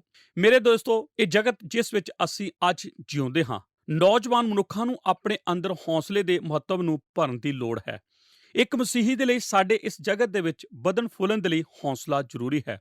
ਉਸ ਨੂੰ ਇਸ ਜਗਤ ਵਿੱਚ ਉਹਨਾਂ ਚੀਜ਼ਾਂ ਦੇ ਵਿਰੁੱਧ ਖੜੇ ਹੋਣ ਦੇ ਲਈ ਜੋ ਉਸ ਦੇ ਉੱਤੇ ਇੱਕ ਸੱਭਿਆਚਾਰ ਦੇ ਦੁਆਰਾ ਅਕਸਰ ਸੁੱਟੀਆਂ ਜਾਂਦੀਆਂ ਹਨ, ਜੋ ਉਸ ਦੇ ਪ੍ਰਭੂ ਦੇ ਲਈ ਜਰਾ ਵੀ ਫਿਕਰ ਨਹੀਂ ਕਰਦਾ। ਮੈਂ ਇੱਥੇ ਕੋਈ ਲੜਕਿਆਂ ਦੇ ਬਾਰੇ ਗੱਲ ਨਹੀਂ ਕਰ ਰਿਹਾ, ਮੈਂ ਉਹਨਾਂ ਨੌਜਵਾਨ ਮਨੁੱਖਾਂ ਦੀ ਗੱਲ ਕਰ ਰਿਹਾ ਹਾਂ ਜੋ ਸਾਡੇ ਮਸੀਹੀ ਘਰਾਂ ਦੇ ਵਿੱਚ ਵੱਧਦੇ ਫੁੱਲਦੇ ਹਨ। ਅਤੇ ਮੈਂ ਖਾਸ ਤੌਰ ਤੇ ਪਿਤਾਵਾਂ ਵਜੋਂ ਆਖ ਰਿਹਾ ਹਾਂ, ਪਰਮੇਸ਼ਰ ਨੂੰ ਸਾਡੇ ਲਈ ਕਿਸੇ ਨਾ ਕਿਸੇ ਲਿਹਾਜ਼ ਨਾਲ ਸਾਡੇ ਪੁੱਤਰ ਦੇ ਅੰਦਰ ਨੇਕ ਕਾਜ ਕਰਨ ਦੇ ਲਈ ਹੌਸਲਾ ਭਰਨ ਵਿੱਚ ਸਾਡੀ ਮਦਦ ਕਰਨੀ ਪੈਣੀ ਹੈ। ਇਹੋ ਜਿਹੇ ਇੱਕ ਨੌਜਵਾਨ ਮਨੁੱਖ ਦੀ ਉਦਾਹਰਨ ਪੁਰਾਣੇ ਨੇਮ ਵਿੱਚ ਹੈ, ਜਿਸ ਦਾ ਨਾਮ ਦਾਨੀਏਲ ਹੈ। 605 ਈਸਵੀ ਪੂਰਵ ਵਿੱਚ ਨਬੁਕਦਨਜ਼ਰ ਬਾਬਲ ਦਾ ਰਾਜਾ ਆਇਆ। ਉਸ ਨੇ ਯਰੂਸ਼ਲਮ ਉੱਤੇ ਕਬਜ਼ਾ ਕੀਤਾ ਅਤੇ ਕਈ ਚੀਜ਼ਾਂ ਪਰਮੇਸ਼ਰ ਦੇ ਮੰਦਰ ਵਿੱਚੋਂ ਲੈ ਗਿਆ। ਅਤੇ ਫਿਰ ਉਸ ਨੇ ਲਗਭਗ 70 ਨੌਜਵਾਨ ਮਨੁੱਖਾਂ ਨੂੰ ਯਹੂਦਾ ਦੇ ਸ਼ਾਹੀ ਘਰਾਣੇ ਅਤੇ ਸਰਦਾਰਾਂ ਵਿੱਚੋਂ ਆਪਣੇ ਨਾਲ ਲੈ ਲਿਆ। ਉਹ ਨੌਜਵਾਨ ਮਨੁੱਖ ਜਿਨ੍ਹਾਂ ਦੇ ਬਾਰੇ ਅਸੀਂ ਜਾਣਦੇ ਹਾਂ, ਉਹ ਦਾਨੀਏਲ ਅਤੇ 3 ਹੋਰ ਨੌਜਵਾਨ ਮਨੁੱਖ ਸਨ, ਜਿਨ੍ਹਾਂ ਦੇ ਨਾਮ ਹਨਨਿਯਾਹ, ਮਿਸ਼ਾਇਲ ਅਤੇ ਅਜ਼ਰਯਾਹ ਸਨ, ਜਿਨ੍ਹਾਂ ਨੂੰ ਬਿਹਤਰ ਤੌਰ ਤੇ ਅਸੀਂ ਸਦਰਕ, ਮੇਸ਼ਕ ਅਤੇ ਅਬਦਨਗੋ ਵਜੋਂ ਜਾਣਦੇ ਹਾਂ। ਇਬਰਾਨੀ ਸ਼ਬਦ ਜਿਸ ਨੂੰ ਦਾਨੀਏਲ ਦੀ ਪੁਸਤਕ ਵਿੱਚ ਜਵਾਨਾਂ ਵਜੋਂ ਅਨੁਵਾਦ ਕੀਤਾ ਗਿਆ ਹੈ, ਇਹ ਇੱਕ ਬਹੁਤ ਹੀ ਰੋਚਕ ਸ਼ਬਦ ਹੈ, ਕਿਉਂਕਿ ਇਹ ਇਸ ਦੀ ਵਿਆਖਿਆ ਕਰਦਾ ਹੈ ਕਿ ਇਹ ਕਿੰਨੇ ਵੱਡੇ ਸਨ। ਇਬਰਾਨੀ ਸ਼ਬਦ ਕਿਸੇ ਇਹੋ ਜਿਹੇ ਵਿਅਕਤੀ ਦਾ ਜ਼ਿਕਰ ਕਰਦਾ ਹੈ ਜਿਸ ਦੀ ਉਮਰ 14 ਸਾਲ ਤੋਂ 17 ਸਾਲ ਦੇ ਵਿਚਕਾਰ ਹੋਵੇ ਅਤੇ ਉਹ ਕਾਫੀ ਜਵਾਨ, ਉਹਨਾਂ ਦੇ ਮਨਾਂ ਨੂੰ ਆਕਾਰ ਦੇਣ ਦੇ ਯੋਗ ਹੋਵੇ, ਅਤੇ ਕਾਫੀ ਬਜ਼ੁਰਗ ਜੋ ਕਿ ਉਹਨਾਂ ਨੂੰ ਘਰੋਂ ਲਿਜਾਣ ਦੇ ਯੋਗ ਬਣਾਇਆ ਜਾਵੇ। ਇਹਨਾਂ ਗੁਲਾਮਾਂ ਨੂੰ ਬਾਬਲ ਨੂੰ ਲਿਜਾਇਆ ਗਿਆ ਅਤੇ ਉਹਨਾਂ ਨੂੰ ਬਾਬਲ ਦੀ ਯੂਨੀਵਰਸਿਟੀ ਵਿੱਚ ਦਾਖਲ ਕੀਤਾ ਗਿਆ, ਕਰੀਬ 3 ਸਾਲਾਂ ਦੇ ਇੱਕ ਛੋਟੇ ਕੋਰਸ ਦੇ ਲਈ। ਇੱਕ ਸਮੇਂ ਦੇ ਅੰਤ ਵਿੱਚ ਉਹਨਾਂ ਨੂੰ ਸਮੁੱਚੀ ਕਸਦੀਆ ਦੀ ਭਾਸ਼ਾ ਤੇ ਬਾਬਲ ਦੇ ਸਾਰੇ ਯੁੱਧ, ਇੱਥੋਂ ਤੱਕ ਕਿ ਤਾਰਿਆਂ ਦਾ ਗਿਆਨ ਅਤੇ ਜਾਦੂ ਅਤੇ ਗ੍ਰਹਿਆਂ ਦਾ ਗਿਆਨ ਅਤੇ ਉਹ ਸਾਰੀ ਭਵਨ ਉਸਾਰੀ ਨਾਲ ਸੰਬੰਧਿਤ ਸਭ ਕੁਝ ਸਿੱਖਿਆ ਹੋਣਾ ਚਾਹੀਦਾ ਸੀ। ਮੇਰੇ ਕੋਲ ਇਹ ਸਭ ਦੱਸਣ ਲਈ ਸਮਾਂ ਨਹੀਂ ਹੈ, ਜੋ ਕਿ ਨਬੁਕਦਨਜ਼ਰ ਨੇ ਇਹਨਾਂ ਮਨੁੱਖਾਂ ਨੂੰ ਆਪਣੇ ਸੱਭਿਆਚਾਰ ਵਿੱਚ ਮਿਲਾਉਣ ਲਈ ਕੀਤਾ ਸੀ। ਪਰ ਇਹ ਸਭ ਦਾ ਉਦੇਸ਼ ਉਹਨਾਂ ਨੂੰ ਬਾਹਰੀ ਤੌਰ ਤੇ ਯਹੂਦੀ ਅਤੇ ਅੰਦਰੂਨੀ ਤੌਰ ਤੇ ਕਸਦੀ ਬਣਾਉਣਾ ਸੀ। ਉਸਨੇ ਉਹਨਾਂ ਨੂੰ ਯਹੂਦੀ ਲੋਕਾਂ ਦੇ ਪ੍ਰਤੀਨਿਧੀਆਂ ਵਜੋਂ ਪੇਸ਼ ਕਰਨ ਦੀ ਖੁਆਇਸ਼ ਰੱਖੀ ਸੀ, ਜੋ ਕਿ ਉਸ ਦੇ ਗੁਲਾਮ ਸਨ, ਪਰ ਅਸਲ ਵਿੱਚ ਜਿਨ੍ਹਾਂ ਦਾ ਦਿਲ ਇੱਕ ਬਾਬਲ ਦੇ ਲੋਕਾਂ ਵਾਲਾ ਹੋਵੇ। ਇਸ ਤਰ੍ਹਾਂ ਉਸਨੇ ਉਹ ਸਭ ਕੀਤਾ ਜਿਸ ਦੇ ਦੁਆਰਾ ਉਹ ਉਹਨਾਂ ਨੂੰ ਉਹਨਾਂ ਦੇ ਵਡੇਰਿਆਂ ਦੇ ਪਰਮੇਸ਼ਰ ਬਾਰੇ ਸਭ ਕੁਝ ਭੁਲਾ ਸਕੇ। ਉਸਨੇ ਉਹਨਾਂ ਦੇ ਨਾਮ ਬਦਲੇ। ਉਸਨੇ ਉਹਨਾਂ ਨੇ ਇੱਕ ਗਹਿਰੀ ਸੋਚ ਬਦਲਣ ਦੇ ਵਿੱਚ ਉਹਨਾਂ ਨੂੰ ਸ਼ਾਮਿਲ ਕੀਤਾ ਸੀ। ਕਿਸੇ ਨੇ ਆਖਿਆ ਹੈ ਇਹ ਤਾਂ ਉਹਨਾਂ ਮਨੁੱਖਾਂ ਨੂੰ ਇਸ ਤਰ੍ਹਾਂ ਸੀ ਜਿਵੇਂ ਕਿ ਆਪ ਦੇ ਖੁਦ ਦੇ 14 ਸਾਲਾਂ ਦੇ ਪੁੱਤਰ ਨੂੰ ਚੀਨ ਦੇਸ਼ ਦੇ ਵਿਦਿਆਲਿਆਂ ਨੂੰ ਭੇਜਿਆ ਗਿਆ ਹੋਵੇ ਅਤੇ ਉਸ ਨੂੰ ਉੱਥੇ ਸਮਾਜਵਾਦੀ ਦੀਆਂ ਸਿੱਖਿਆਵਾਂ ਉੱਤੇ ਛੱਡ ਦਿੱਤਾ ਹੋਵੇ। ਜੇਕਰ ਆਪ ਇਸ ਤਰ੍ਹਾਂ ਕਰਦੇ ਹੋ ਤਦ ਆਪ ਕੋਲ ਕੁਝ ਮੌਜੂਦ ਹੈ ਜਿਸ ਦੇ ਦੁਆਰਾ ਆਪ ਸਮਝ ਸਕਦੇ ਹੋ ਕਿ ਦਾਨੀਏਲ ਲਈ ਇਹ ਸਭ ਕਿਸ ਤਰ੍ਹਾਂ ਦਾ ਸੀ ਅਤੇ ਇਹਨਾਂ 3 ਮਨੁੱਖਾਂ ਦੇ ਲਈ ਜਿਨ੍ਹਾਂ ਨੂੰ ਪਰਮੇਸ਼ਰ ਦੇ ਵਿਰੁੱਧ ਉਹਨਾਂ ਦੇ ਮਨ ਨੂੰ ਬਦਲਿਆ ਜਾ ਰਿਹਾ ਸੀ। ਉਹ ਜੋ ਬਰਪਨਾ ਸੀ, ਉਹ ਦਿਨ ਆਇਆ ਜਦੋਂ ਦਾਨੀਏਲ ਨੂੰ ਕੁਝ ਅਜਿਹਾ ਕਰਨ ਦਾ ਹੁਕਮ ਦਿੱਤਾ ਗਿਆ ਸੀ ਜਿਸ ਨੇ ਉਸ ਦੇ ਦ੍ਰਿੜ ਵਿਸ਼ਵਾਸ ਦੀ ਉਲੰਘਣਾ ਜੋ ਕਰਦਾ ਸੀ। ਅਸੀਂ ਇਸ ਬਾਰੇ ਦਾਨੀਏਲ ਨਬੀ ਦੀ ਪੁਸਤਕ ਉਸ ਦਾ ਪਹਿਲਾ ਅਧਿਆਇ ਉਸ ਦੀ 5 ਐਤ ਦੇ ਵਚਨਾਂ ਵਿੱਚ ਇਸ ਤਰ੍ਹਾਂ ਪੜ੍ਹਦੇ ਹਾਂ। ਅਤੇ ਰਾਜਾ ਨੇ ਉਹਨਾਂ ਦੇ ਲਈ ਆਪਣੇ ਸਵਾਦਲੇ ਭੋਜਨ ਵਿੱਚੋਂ ਅਤੇ ਆਪਣੇ ਪੀਣ ਦੀ ਸ਼ਰਾਬ ਵਿੱਚੋਂ ਨਿਤ ਦਿਹਾੜੇ ਦਾ ਹਿੱਸਾ ਠਹਿਰਾਇਆ ਕਿ 3 ਵਰ੍ਹਿਆਂ ਤੀਕਰ ਉਹ ਪਾਲੇ ਜਾਣ, ਤਾਂ ਜੋ ਉੜਕ ਨੂੰ ਉਹ ਰਾਜਾ ਦੇ ਦਰਗਾਹ ਖੜੇ ਹੋਣ। ਜੋ ਬਰਪਿਆ ਸੀ ਉਹ ਇਹ ਸੀ ਕਿ ਰਾਜਾ ਨਬੂਕਦਨੇਜ਼ਰ ਨੇ ਫੈਸਲਾ ਕੀਤਾ ਕਿ ਉਹ ਦਾਨੀਏਲ ਅਤੇ ਉਸ ਦੇ ਸਾਥੀਆਂ ਨੂੰ ਰਾਜੇ ਦੀ ਰਸੋਈ ਵਿੱਚੋਂ ਖਿਲਾਉਣ ਜਾ ਰਿਹਾ ਸੀ। ਇਹ ਤਾਂ ਸੁਣਨ ਨੂੰ ਇੱਕ ਅੱਛਾ ਵਿਚਾਰ ਜਾਪਦਾ ਹੈ। ਇਸ ਤਰ੍ਹਾਂ ਜਾਪਦਾ ਹੈ ਕਿ ਇਹ ਭੋਜਨ ਬਿਹਤਰ ਹੋਵੇਗਾ ਅਤੇ ਸ਼ਾਇਦ ਇਹ ਉਹਨਾਂ ਦਾ ਬਿਹਤਰ ਪਾਲਣ ਪੋਸ਼ਣ ਕਰੇਗਾ। ਪਰ ਇਸ ਵਿੱਚ ਸਮੱਸਿਆ ਇਹ ਸੀ ਕਿ ਉਹ ਭੋਜਨ ਜੋ ਕਿ ਬਾਬਲ ਵਿੱਚ ਰਾਜੇ ਦੀ ਰਸੋਈ ਵਿੱਚ ਤਿਆਰ ਕੀਤਾ ਜਾਂਦਾ ਸੀ, ਦੋਵੇਂ ਹੀ ਉਹ ਖਾਣੇ ਅਤੇ ਸ਼ਰਾਬ ਪਹਿਲਾਂ ਬਾਬਲ ਦੇ ਦੇਵੀ ਦੇਵਤਿਆਂ ਦੇ ਅੱਗੇ ਚੜਾਇਆ ਜਾਂਦਾ ਸੀ। ਇਹ ਉਹ ਭੋਜਨ ਅਤੇ ਸ਼ਰਾਬ ਸੀ ਜੋ ਕਿ ਗੈਰ ਕੌਮਾਂ ਦੀ ਬੰਦਗੀ ਵਿੱਚ ਇਸਤੇਮਾਲ ਕੀਤੇ ਜਾਂਦੇ ਸਨ ਅਤੇ ਉਸ ਦੇ ਦਿਲ ਵਿੱਚ ਦਾਨੀਏਲ ਨੇ ਜਾਣ ਲਿਆ ਸੀ ਕਿ ਹੁਣ ਉਸ ਨੂੰ ਇਸ ਵਿਚਕਾਰ ਉਹ ਲਕੀਰ ਖਿੱਚਣੀ ਪੈਣੀ ਹੈ। ਉਹ ਉਹਨਾਂ ਦੇ ਸਕੂਲ ਨੂੰ ਜਾ ਸਕਿਆ ਸੀ ਅਤੇ ਉਹਨਾਂ ਦੇ ਸੱਭਿਆਚਾਰ ਨੂੰ ਸਿੱਖ ਚੁੱਕਾ ਸੀ। ਉਹ ਉਹਨਾਂ ਦੀ ਭਾਸ਼ਾ ਨੂੰ ਸਿੱਖਦਾ ਸੀ ਜੇਕਰ ਉਹਨਾਂ ਨੇ ਉਸ ਨੂੰ ਇਸ ਤਰ੍ਹਾਂ ਕਰਨ ਲਈ ਆਖਿਆ ਹੋਵੇ। ਉਹ ਉਸ ਦਾ ਨਾਮ ਬਦਲ ਸਕਦੇ ਸਨ, ਪਰ ਉਸ ਦੇ ਦਿਲ ਵਿੱਚ ਉਹ ਉਹੀ ਹੋਵੇਗਾ ਜੋ ਕੁਝ ਉਹ ਸੀ। ਪਰ ਜੇਕਰ ਉਹ ਪਰਮੇਸ਼ਰ ਦੀ ਬਾਣੀ ਦੀ ਜ਼ਰੂਰੀ ਵਿਵਸਥਾ ਦੀ ਉਲੰਘਣਾ ਕਰਦਾ ਤਦ ਉਹ ਉਸ ਲਕੀਰ ਨੂੰ ਪਾਰ ਕਰ ਚੁੱਕਾ ਹੁੰਦਾ ਅਤੇ ਉਸ ਦੇ ਪਰਮੇਸ਼ਰ ਦੇ ਪ੍ਰਤੀ ਅਣਆਗਿਆਕਾਰੀ ਹੋ ਗਿਆ ਹੁੰਦਾ। ਅਤੇ ਇਸ ਤਰ੍ਹਾਂ ਅਸੀਂ ਦਾਨੀਏਲ ਦੀ ਪੁਸਤਕ ਪਹਿਲਾ ਅਧਿਆਇ ਉਸ ਦੀ 8 ਐਤ ਦੇ ਵਚਨ ਵਿੱਚ ਇਸ ਤਰ੍ਹਾਂ ਦੇ ਪ੍ਰਸਿੱਧ ਵਚਨਾਂ ਨੂੰ ਇਸ ਤਰ੍ਹਾਂ ਪੜ੍ਹਦੇ ਹਾਂ। ਪਰ ਦਾਨੀਏਲ ਨੇ ਆਪਣੇ ਦਿਲ ਵਿੱਚ ਮਨਸ਼ਾ ਬੰਨੀ, ਭਾਈ ਆਪਣੇ ਤਾਈਂ ਰਾਜਾ ਦੇ ਸਵਾਦਲੇ ਭੋਜਨ ਨਾਲ ਅਤੇ ਉਸ ਦੀ ਸ਼ਰਾਬ ਨਾਲ ਜਿਹੜੀ ਉਹ ਪੀਂਦੇ ਸੀ ਨਪਾਕ ਨਾ ਕਰੇ। ਇਸ ਕਰਕੇ ਉਸਨੇ ਖੁਸਰਿਆਂ ਦੇ ਸਰਦਾਰ ਦੇ ਅੱਗੇ ਬੇਨਤੀ ਕੀਤੀ, ਭਾਈ ਉਹ ਆਪਣੇ ਆਪ ਨੂੰ ਨਪਾਕ ਕਰਨ ਤੋਂ ਮਾਫ ਕੀਤਾ ਜਾਵੇ। ਦਾਨੀਏਲ ਜਾਣਦਾ ਸੀ ਕਿ ਇਹ ਲਕੀਰ ਕਿੱਥੇ ਸੀ ਜਿੱਥੇ ਕਿ ਪਰਮੇਸ਼ਰ ਨੇ ਉਸ ਲਕੀਰ ਨੂੰ ਸਥਿਰ ਕੀਤਾ ਸੀ ਅਤੇ ਉਹ ਉਸ ਲਕੀਰ ਨੂੰ ਪਾਰ ਨਹੀਂ ਸੀ ਕਰੇਗਾ। ਹੁਣ ਆਪ ਨੂੰ ਇਹ ਸਮਝਣਾ ਪੈਣਾ ਹੈ ਕਿ ਇਸ ਵਿੱਚ ਕੱਲ ਕੀ ਹੋਣ ਜਾ ਰਿਹਾ ਹੈ। ਨਬੂਕਦਨੇਜ਼ਰ ਇਸ ਜਗਤ ਵਿੱਚ ਉਸ ਸਮੇਂ ਸਭ ਤੋਂ ਵੱਧ ਸ਼ਕਤੀਸ਼ਾਲੀ ਸੀ। ਇਤਿਹਾਸ ਗਵਾਹ ਹੈ ਕਿ ਉਹ ਲੋਕਾਂ ਨੂੰ ਜਲਾਉਂਦਾ ਸੀ। ਉਸ ਦਾ ਜ਼ੁਲਮ ਅੱਛੀ ਤਰ੍ਹਾਂ ਜਾਣਿਆ ਗਿਆ ਸੀ ਅਤੇ ਦਾਨੀਏਲ ਜਾਣਦਾ ਸੀ ਕਿ ਜੇਕਰ ਉਸ ਨੇ ਰਾਜਾ ਦੀ ਨਾਫਰਮਾਨੀ ਕੀਤੀ ਤਦ ਉਹ ਆਪਣੇ ਆਪ ਨੂੰ ਇੱਕ ਵੱਡੀ ਵਿਪਤਾ ਦੇ ਵਿੱਚ ਪਾ ਰਿਹਾ ਸੀ। ਪਰ ਉਸ ਦੇ ਵਿੱਚ ਇਹ ਹੌਸਲਾ ਸੀ ਕਿ ਉਹ ਉਹੀ ਕਰੇ ਜੋ ਕੁਝ ਭਲਾ ਸੀ। ਨੰਬਰ 1, ਦਾਨੀਏਲ ਦੇ ਹੌਸਲੇ ਦੀਆਂ ਵਿਸ਼ੇਸ਼ਤਾਵਾਂ। ਭਾਗ ਊੜਾ, ਉਹ ਸਮਝੌਤਾ ਨਾ ਕਰਨ ਵਾਲਾ ਸੀ। ਜਿਉਂ-ਜਿਉਂ ਮੈਂ ਇਸ ਪੁਸਤਕ ਦਾ ਅਧਿਐਨ ਕਰਦਾ ਹਾਂ ਜਿਸ ਨੂੰ ਉਸ ਦਾ ਨਾਮ ਦਿੱਤਾ ਗਿਆ ਹੈ, ਮੈਂ ਘੱਟੋ-ਘੱਟ 5 ਵਿਸ਼ੇਸ਼ਤਾਵਾਂ ਦੇ ਉੱਤੇ ਗੌਰ ਕੀਤਾ ਹੈ ਜਿਨ੍ਹਾਂ ਬਾਰੇ ਮੈਂ ਚਾਹੁੰਦਾ ਹਾਂ ਕਿ ਮੇਰੇ ਆਪਣੇ ਪੁੱਤਰ ਰੱਖਦੇ ਹੋਣ। ਸਭ ਤੋਂ ਪਹਿਲਾਂ ਦਾਨੀਏਲ ਸਮਝੌਤਾ ਨਾ ਕਰਨ ਵਾਲਾ ਸੀ। ਉਹ ਹੌਸਲਾ ਬਸ ਇੱਕ ਪਲ ਦੇ ਲਈ ਨਹੀਂ ਸੀ। ਇਹ ਹੌਸਲਾ ਇਹੋ ਜਿਹਾ ਸੀ ਜੋ ਠੀਕ ਉਸ ਦੀ ਜ਼ਿੰਦਗੀ ਦੇ ਵਿੱਚ ਗਹਿਰਾਈ ਦੇ ਨਾਲ ਉਤਰਿਆ ਹੋਇਆ ਸੀ। ਅਸਲ ਵਿੱਚ ਉਸ ਨੇ ਆਖਿਆ ਸੀ, ਧੰਨਵਾਦ ਹੈ ਆਪ ਦੇ ਇਸ ਨਿਯੋਤੇ ਦੇ ਲਈ ਕਿ ਮੈਂ ਰਾਜਾ ਦੀ ਮੇਜ਼ ਉੱਤੇ ਖਾਵਾਂ, ਪਰ ਮੈਂ ਆਪਣੇ ਆਪ ਨੂੰ ਰਾਜਾ ਦੇ ਭੋਜਨ ਦੇ ਨਾਲ ਭ੍ਰਿਸ਼ਟ ਨਾ ਕਰਨਾ ਚੁਣ ਲਿਆ ਹੈ। ਕਿ ਆਪ ਨੇ ਇਹਨਾਂ ਸ਼ਬਦਾਂ ਨੂੰ ਰਾਜੇ ਦੇ ਨੌਕਰਾਂ ਦੇ ਕੰਨਾਂ ਦੇ ਵਿੱਚ ਘੰਟੀ ਵਾਂਗ ਵੱਜਦਿਆਂ ਸੁਣ ਸਕਦੇ ਹੋ, ਜਦੋਂ ਕਿ ਸ਼ਾਇਦ ਉਹ ਸੋਚ ਰਹੇ ਹਨ ਜੇਕਰ ਤੂੰ ਰਾਜਾ ਦੀ ਨਾਫਰਮਾਨੀ ਕਰਦਾ ਹੈ। ਉਹ ਨਹੀਂ ਸੀ ਝਿਜਕਿਆ, ਉਹ ਨਹੀਂ ਸੀ ਘਬਰਾਇਆ, ਉਸ ਨੇ ਸਮਝੌਤਾ ਨਹੀਂ ਸੀ ਕੀਤਾ, ਉਸ ਨੇ ਇਹ ਉਤਸ਼ਾਹ ਭਰਿਆ ਵਿਖਿਆਨ ਕੀਤਾ ਸੀ। ਭਾਗ ਐੜਾ, ਉਸ ਨੇ ਆਪਣੇ ਦ੍ਰਿੜ ਨਿਸ਼ਚੇ ਦਾ ਪ੍ਰਗਟਾਵਾ ਕੀਤਾ ਸੀ ਅਤੇ ਫਿਰ ਉਹ ਦ੍ਰਿੜ ਵਿਸ਼ਵਾਸ ਨੂੰ ਵੀ ਪ੍ਰਦਰਸ਼ਿਤ ਕਰ ਰਿਹਾ ਸੀ। ਦਾਨੀਏਲ ਨੇ ਬੁਰਾਈ ਦੇ ਸਾਰੇ ਰੂਪਾਂ ਦੇ ਵਿਰੁੱਧ ਇੱਕ ਉੱਚਾ ਮਿਆਰ ਬਣਾਈ ਰੱਖਿਆ ਹੈ।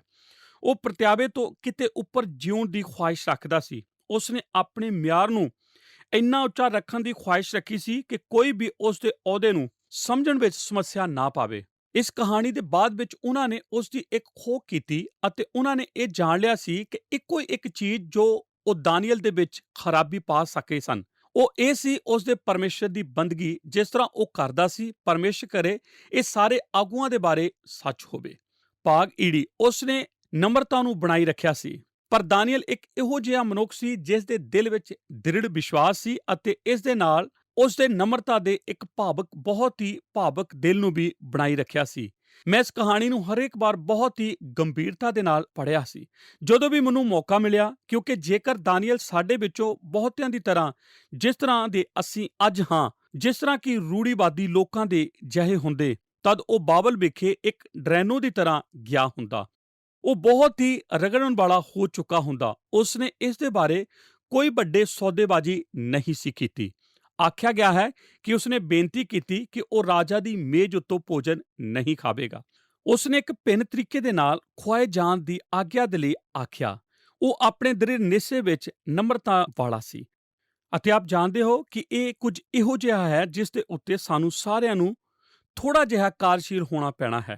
ਜੇਕਰ ਸਾਡੇ ਕੋਲ ਪਰਮੇਸ਼ਰ ਦੇ ਲਈ ਹੌਸਲਾ ਹੈ ਕਿ ਅਸੀਂ ਪਰਮੇਸ਼ਰ ਦੇ ਲਈ ਉਤਸ਼ਾਹਪੂਰਨ ਹੋ ਸਕੀਏ ਅਤੇ ਸਾਡੇ ਕੋਲ ਉਸ ਦੇ ਨਾਲ ਪ੍ਰੇਮ ਅਤੇ ਸੱਚਾਈ ਦਾ ਆਤਮਾ ਵੀ ਹੋਵੇ।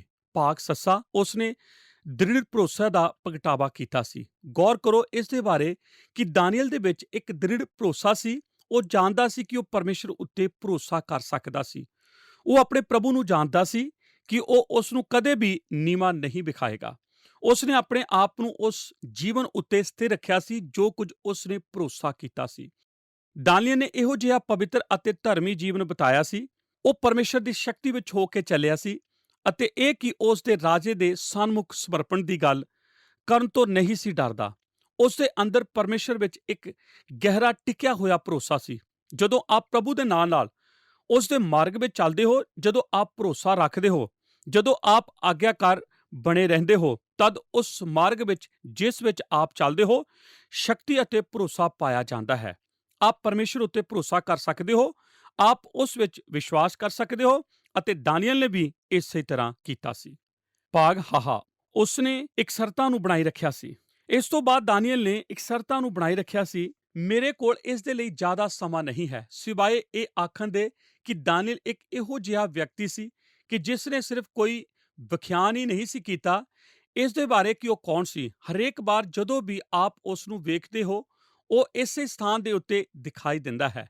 ਮੈਂ ਦਾਨੀਏਲ ਦੀ ਪੁਸਤਕ ਦੇ ਬਾਰੇ, ਜੋ ਕਿ ਪੁਰਾਣੇ ਨੇਮ ਵਿੱਚ ਹੈ, ਇੱਕ ਛੋਟੀ ਕਿਤਾਬ ਲਿਖੀ ਹੈ ਜਿਸ ਦਾ ਨਾਮ ਹੈ ਦੀਵਾਰ ਦੇ ਉੱਤੇ ਪਾਈ ਜਾਣ ਵਾਲੀ ਹੱਥ ਲਿਖਤ।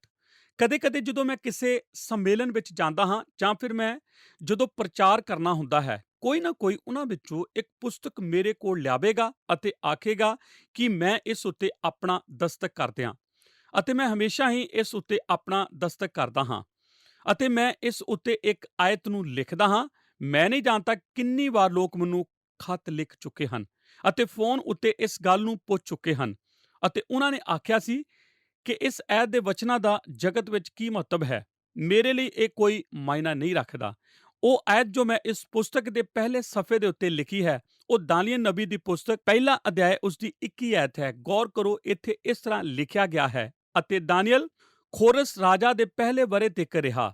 ਆਪ ਆਖਦੇ ਹੋ ਪਾਸਵਾਨ, ਇਹ ਤਾਂ ਕਿਸੇ ਵੀ ਬਾਈਬਲ ਵਿੱਚ ਲਿਖਣ ਲਈ ਇੱਕ ਅਨੋਖਾ ਵਚਨ ਹੈ ਜਾਂ ਫਿਰ ਪੁਸਤਕ ਦੇ ਪਹਿਲੇ ਸਫ਼ੇ ਉੱਤੇ ਲਿਖਣ ਦੇ ਲਈ। ਪਰ ਮੈਂ ਆਪ ਨੂੰ ਦੱਸ ਦੇਵਾਂ ਕਿ ਮੈਂ ਇਸ ਤਰ੍ਹਾਂ ਇੱਥੇ ਇਸ ਨੂੰ ਕਿਉਂ ਲਿਖਦਾ ਹਾਂ, ਕਿਉਂਕਿ ਜਦੋਂ ਵੀ ਮੈਂ ਇਸ ਬਾਰੇ ਸੋਚਦਾ ਹਾਂ ਤਦ ਇਹ ਮੈਨੂੰ ਜਲਨ ਲਗਾਉਂਦਾ ਹੈ। ਦਾਨੀਏਲ ਇੱਕ ਜਵਾਨ ਮਨੁੱਖ ਸੀ ਜਿਸ ਨੇ 4 ਪ੍ਰਸ਼ਾਸਨਾਂ ਦੁਆਰਾ ਸੇਵਾ ਕੀਤੀ। ਨਬੂਕਦਨਜ਼ਰ ਆਇਆ ਅਤੇ ਚਲਾ ਗਿਆ, ਪਰ ਦਾਨੀਏਲ ਜੋ ਕਿ ਉਹ ਸੀ ਉਸੇ ਤਰ੍ਹਾਂ ਰਹਿਣਾ ਜਾਰੀ ਰੱਖਿਆ। ਇਸ ਤੋਂ ਬਾਅਦ ਉਹ ਬਲੇਸ਼ਰ ਦੀ ਰਾਜਗੱਦੀ ਤੱਕ ਗਿਆ ਅਤੇ ਦਾਨੀਏਲ ਨੇ ਜੋ ਵੀ ਉਹ ਸੀ ਉਸੇ ਤਰ੍ਹਾਂ ਰਹਿਣਾ ਜਾਰੀ ਰੱਖਿਆ। ਫਿਰ ਉਹ ਦਾਰਾ ਰਾਜਾ ਦੀ ਗੱਦੀ ਤੱਕ ਗਿਆ। ਦਾਰਾ ਆਇਆ ਅਤੇ ਚਲਾ ਗਿਆ ਅਤੇ ਦਾਨੀਏਲ ਇਹ ਸੇਵਾ ਜਾਰੀ ਰੱਖੀ। ਇਸ ਤੋਂ ਬਾਅਦ ਫਾਰਸ ਦੇ ਰਾਜਾ ਖੋਰਸ ਦਾ ਰਾਜ ਆਇਆ ਅਤੇ ਦਾਨੀਏਲ ਅਜੇ ਵੀ ਉਹੀ ਮਨੁੱਖ ਸੀ। ਉਹ ਕਦੇ ਨਹੀਂ ਬਦਲਿਆ। ਪਰਮੇਸ਼ਰ ਵਿੱਚ ਉਸ ਦਾ ਭਰੋਸਾ ਅਤੇ ਪਰਮੇਸ਼ਰ ਦੇ ਲਈ ਉਸ ਦਾ ਹੌਸਲਾ ਸੀ। ਉਸ ਨੇ ਉਸ ਨੂੰ 4 ਭਿੰਨ-ਭਿੰਨ ਪ੍ਰਸ਼ਾਸਨਾਂ ਦੇ ਦੌਰਾਨ ਜ਼ਿੰਮੇਵਾਰੀ ਦੇ ਉਸ ਸਥਾਨ ਉੱਤੇ ਬਣਾਈ ਰੱਖਿਆ ਸੀ। ਦਾਨੀਏਲ ਨੇ ਜਾਰੀ ਰੱਖਿਆ, ਇਸ ਨੂੰ ਉੱਚੀ ਆਵਾਜ਼ ਵਿੱਚ ਆਖੋ, ਦਾਨੀਏਲ ਬਣਿਆ ਰਿਹਾ। ਦਾਨੀਏਲ ਨੇ ਜਾਰੀ ਰੱਖਿਆ, ਇਹ ਤਾਂ ਇੱਕ ਮਹਾਨ ਕਬਰ ਲੇਖ ਹੋਵੇਗਾ। ਕਿ ਇਹ ਇਸ ਤਰ੍ਹਾਂ ਨਹੀਂ ਹੋਵੇਗਾ? ਉਸ ਨੇ ਜਾਰੀ ਰੱਖਿਆ, ਇਹ ਕਿਸੇ ਕਬਰ ਉੱਤੇ ਲਿਖੇ ਪੱਥਰ ਵਜੋਂ ਥੋੜੇ ਜਿਹੇ ਸ਼ਸ਼ੋਪੰਜ ਵਿੱਚ ਪਾਉਣ ਵਾਲਾ ਹੋ ਸਕਦਾ ਹੈ, ਪਰ ਇਹ ਅਜੇ ਇੱਕ ਅੱਛਾ ਖਿਆਲ ਹੈ। ਨੰਬਰ 2, ਦਾਨੀਏਲ ਦੇ ਹੌਸਲੇ ਦਾ ਅਸਰ। ਹੁਣ ਮੈਂ ਆਪ ਨੂੰ ਦਾਨੀਏਲ ਦੇ ਹੌਸਲੇ ਦੇ ਅਸਰ ਬਾਰੇ ਦੱਸ ਦੇਵਾਂ। ਜਦੋਂ ਤੁਹਾਡੇ ਵਿੱਚ ਇੱਕ ਕਿਸਮ ਦਾ ਹੌਸਲਾ ਹੋਵੇ ਜੋ ਉਸ ਦੇ ਕੋਲ ਸੀ, ਤਦ ਆਪ ਇੱਕ ਭਿੰਨ ਹੋਵੋਗੇ। ਮੈਂ ਇਸ ਦਾ ਆਪ ਦੇ ਨਾਲ ਵਾਅਦਾ ਕਰਦਾ ਹਾਂ। ਲੋਕ ਇਸ ਉੱਤੇ ਗੌਰ ਕਰਨਾ ਆਰੰਭ ਕਰਨਗੇ। ਉਹ ਆਪ ਦੇ ਜੀਵਨ ਵੱਲ ਗੌਰ ਕਰਨਗੇ। ਕਈ ਤਰੀਕਿਆਂ ਦੇ ਨਾਲ ਲੋਕ ਤੁਹਾਡੇ ਵੱਲ ਖਿੱਚੇ ਜਾਣਗੇ। ਉਸ ਦੇ ਜੀਵਨ ਦੇ ਕਰਕੇ ਉਸ ਦਾ ਇੱਕ ਅਤੁੱਲ ਅਸਰ ਸੀ, ਜੋ ਕਿ ਉਸ ਦੇ ਹੌਸਲੇ ਦੇ ਕਰਕੇ ਸੀ। ਭਾਗ ਊੜਾ। ਉਸ ਨੇ ਰਾਜਿਆਂ ਨੂੰ ਪ੍ਰਭਾਵਿਤ ਕੀਤਾ ਸੀ। ਸਭ ਤੋਂ ਪਹਿਲਾਂ ਅਦਾਲਤ ਦੇ ਵਿੱਚ ਰਾਜੇ ਦੇ ਦਰਬਾਰ ਵਿੱਚ ਦਾਨੀਏਲ ਦਾ ਪ੍ਰਭਾਵ ਸੀ। ਦਾਨੀਏਲ ਨਬੀ ਦੀ ਪੁਸਤਕ ਪਹਿਲਾ ਅਧਿਆਇ 19 ਐਤ ਦੇ ਵਚਨ ਆਖਦੇ ਹਨ ਕਿ ਦਾਨੀਏਲ ਨੂੰ ਰਾਜੇ ਦੇ ਸਨਮੁਖ ਖੜੇ ਹੋਣ ਦੇ ਲਈ ਸਿਖਲਾਈ ਦਿੱਤੀ ਗਈ ਸੀ। ਉਹ ਨਬੂਕਦਨਜ਼ਰ ਜਾਂ ਬਲੇਸ਼ਰ ਜਾਂ ਦਾਰਾ ਜਾਂ ਖੋਰਸ ਦੀ ਹਜ਼ੂਰੀ ਵਿੱਚ ਆਸਾਨੀ ਨਾਲ ਖੜਾ ਹੋ ਸਕਦਾ ਸੀ। ਉਹ ਅੰਦਰ ਆਉਂਦਾ ਅਤੇ ਦਰਬਾਰ ਵਿੱਚੋਂ ਦਇਆਵਾਨ ਤਰੀਕੇ ਦੇ ਨਾਲ, ਨਮਰਤਾ ਦੇ ਨਾਲ ਚਲਿਆ ਜਾਂਦਾ ਅਤੇ ਉਸ ਨੇ ਜਿੱਥੇ ਵੀ ਉਹ ਗਿਆ ਉਹਨਾਂ ਲੋਕਾਂ ਨੂੰ ਪ੍ਰਭਾਵਿਤ ਕੀਤਾ ਸੀ। ਕਿਉਂਕਿ ਜੇਕਰ ਆਪ ਉਸ ਦੇ ਜੀਵਨ ਦਾ ਅਧਿਐਨ ਕਰੋ, ਉਹ ਹਮੇਸ਼ਾ ਹੀ ਸਭ ਤੋਂ ਉੱਚੇ ਅਹੁਦੇ ਦੇ ਉੱਤੇ ਬਣਿਆ ਸੀ। ਉਹਨਾਂ ਨੇ ਉਸ ਦੇ ਅੰਦਰ ਕੁਝ ਇਹੋ ਜਿਹਾ ਦੇਖਿਆ ਸੀ ਜਿਸ ਦੀ ਉਹ ਸ਼ਲਾਘਾ ਕਰਦੇ ਸਨ ਅਤੇ ਉਸ ਨੇ ਦਰਬਾਰ ਨੂੰ ਪ੍ਰਭਾਵਿਤ ਕੀਤਾ ਸੀ। ਭਾਗ ਐੜਾ। ਉਸ ਨੇ ਆਪਣੇ ਸਾਥੀਆਂ ਨੂੰ ਪ੍ਰਭਾਵਿਤ ਕੀਤਾ ਸੀ, ਪਰ ਉਸ ਦੇ ਸਾਥੀਆਂ ਉੱਤੇ ਵੀ ਇਸ ਦਾ ਇੱਕ ਅਸਰ ਸੀ ਕਿ ਉਹ ਆਪ ਉਹਨਾਂ ਦੂਸਰੇ ਤਿੰਨਾਂ ਵਿੱਚੋਂ ਇੱਕ ਹੋਣ ਦੀ ਕਲਪਨਾ ਕਰ ਸਕਦੇ ਹੋ, ਜਿਨ੍ਹਾਂ ਦਾ ਨਾਂ ਸਦਰਕ, ਮੇਸ਼ਕ, ਅਬਦਨਗੋ ਸਨ। ਅਤੇ ਉਸ ਮੌਕੇ ਬਾਰੇ ਕੀ ਆਪ ਕਲਪਨਾ ਕਰ ਸਕਦੇ ਹੋ? ਦਾਨੀਏਲ ਨੂੰ ਉਸ ਦੇ ਹੌਸਲੇ ਪੂਰਨ ਚਾਲ ਵਿੱਚ ਵੇਖਣਾ ਅਤੇ ਪਰਖਣ ਦੇ ਮੌਕੇ ਦੇ ਲਈ ਕੀ ਆਪ ਜਾਣਦੇ ਹੋ? ਮੈਂ ਜਾਣਦਾ ਹਾਂ ਕਿ ਉਸ ਨੇ ਉਹਨਾਂ ਉੱਤੇ ਇੱਕ ਅਸਰ ਪਾਇਆ ਸੀ। ਅਸੀਂ ਇਸ ਬਾਰੇ ਬਾਅਦ ਵਿੱਚ ਤੀਸਰੇ ਅਧਿਆਇ ਵਿੱਚ ਥੋੜ੍ਹਾ ਜਿਹਾ ਜਾਣਦੇ ਹਾਂ। ਆਪ ਵਿੱਚੋਂ ਕਿੰਨੇ ਕੁ ਇਹ ਜਾਣਦੇ ਹਨ ਕਿ ਹੌਸਲਾ ਛੂਤ ਦੀ ਤਰ੍ਹਾਂ ਹੁੰਦਾ ਹੈ। ਇਹ ਲੋਕਾਂ ਨੂੰ ਆਪਣੇ ਵੱਲ ਖਿੱਚਦਾ ਹੈ। ਦਾਨੀਏਲ ਇਸ ਕਰਕੇ ਅਸਰ ਰੱਖਦਾ ਸੀ ਕਿਉਂਕਿ ਉਸ ਦੇ ਕੋਲ ਜੋ ਕੁਝ ਉਹ ਵਿਸ਼ਵਾਸ ਕਰਦਾ ਸੀ, ਉਸ ਦੇ ਲਈ ਖੜੇ ਹੋਣ ਦਾ ਫੈਸਲਾ ਸੀ। ਮੇਰੇ ਦੋਸਤੋ, ਜੇਕਰ ਆਪ ਇਸੇ ਤਰ੍ਹਾਂ ਕਰਦੇ ਹੋ ਤਦ ਕਦੇ-ਕਦੇ ਇਸ ਤਰ੍ਹਾਂ ਜਾਪ ਸਕਦਾ ਹੈ ਜਿਵੇਂ ਕਿ ਆਪ ਇਕੱਲੇ ਹੋਵੋ, ਪਰ ਆਪ ਲੰਬੇ ਅਰਸੇ ਦੇ ਲਈ ਇਕੱਲੇ ਨਹੀਂ ਹੋਵੋਗੇ।